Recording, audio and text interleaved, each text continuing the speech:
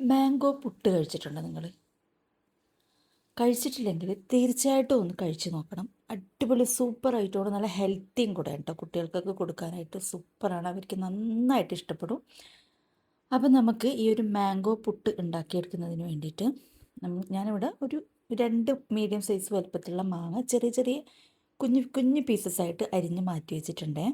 അതിൽ നിന്നൊരു ഇച്ചിരി ഒരു 2-3 ടേബിൾ സ്പൂണ് മാങ്ങ നമുക്കൊരു മിക്സിയുടെ ജാറിലേക്ക് ഇട്ട് കൊടുക്കാം.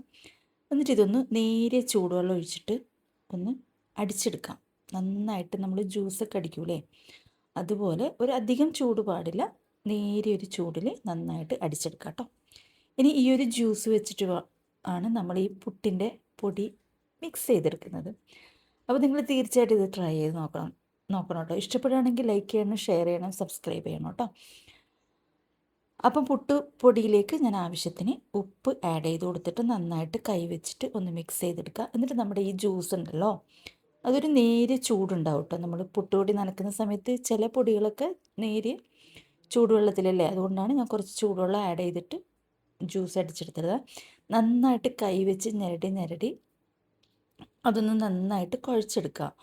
വീണ്ടും വീണ്ടും കുറച്ചായിട്ട് ഒഴിച്ചിട്ട് നന്നായിട്ടൊന്ന് നനഞ്ഞ് വന്നതിന് ശേഷം ഒരു 15 മിനിറ്റ് റെസ്റ്റ് ചെയ്യാനായിട്ട് വെച്ചിട്ട് 15 മിനിറ്റ് കഴിയുമ്പോൾ വീണ്ടും ഒന്ന് ഡ്രൈ ആവും നമ്മുടെ പൊടി. അപ്പോൾ ബാക്കിയുള്ള ജ്യൂസും കൂടെ ആഡ് ചെയ്ത് കൊടുത്തിട്ട് നമുക്ക് ആവശ്യത്തിന് നനച്ചെടുക്കാം കേട്ടോ.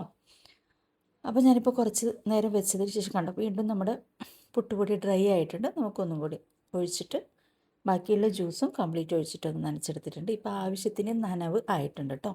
ഇനി നമുക്ക് സാധാരണ പുട്ട് ചുടുന്നത് പോലെ തന്നെ കുറച്ച് തേങ്ങ ഇട്ട് കൊടുക്കുക, എന്നിട്ട് കുറച്ച് പൊടി ഇട്ട് കൊടുക്കുക, എന്നിട്ട് പിന്നീട് നമ്മൾ കുറച്ച് അരിഞ്ഞ് വെച്ചിരിക്കുന്ന മാങ്ങ ഇട്ട് കൊടുക്കുക, എന്നിട്ട് അതിലേക്ക് വീണ്ടും കുറച്ച് തേങ്ങ ഇട്ട് കൊടുക്കുക, പൊടി ഇടുക. ആ ഒരു രീതിയിൽ ഒന്ന് നല്ലതുപോലെ ഒരു 10 മിനിറ്റ് വരെ ഒന്ന് മീഡിയം ഫ്ലെയിമിൽ വെച്ചിട്ട് ആവി കയറ്റിയെടുക്കുക.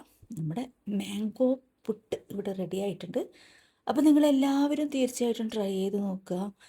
ഇച്ചിരി നെയ്യൊക്കെ അതിൻ്റെ മുകളിൽ തൂകിയിട്ടും പഞ്ചസാരയൊക്കെ കൂട്ടിയിട്ട് കഴിക്കാനായിട്ട് നല്ല ടേസ്റ്റാണ്. ഒരു വേറെ തന്നെ ഒരു ടേസ്റ്റാണ് കേട്ടോ. നമ്മൾ ആ ജ്യൂസിൽ ആ പൊടിയൊക്കെ ഒന്ന് നനച്ചെടുത്തത് കൊണ്ട് തന്നെ കുറച്ച് തേങ്ങയൊക്കെ ഇതിൻ്റെ മുകളിലേക്ക് ഇട്ട് കൊടുത്തിട്ടുണ്ട്. വെറുതെ കഴിക്കാനും നല്ല ടേസ്റ്റാണ്. അതല്ലാതെ പഞ്ചസാരയോ എന്തെങ്കിലുമൊക്കെ ആഡ് ചെയ്തിട്ട് നെയ്യൊക്കെ ആഡ് ചെയ്തിട്ട് കഴിക്കാനും സൂപ്പറാണ് കേട്ടോ. അപ്പം തേങ്ങയൊക്കെ നിങ്ങളുടെ ഇഷ്ടത്തിനനുസരിച്ച് ചേർത്ത് കൊടുക്കുക. അപ്പോൾ ഓക്കെ, ഇത്രയേ ഉള്ളൂ. Thank you for watching my video. Thank you.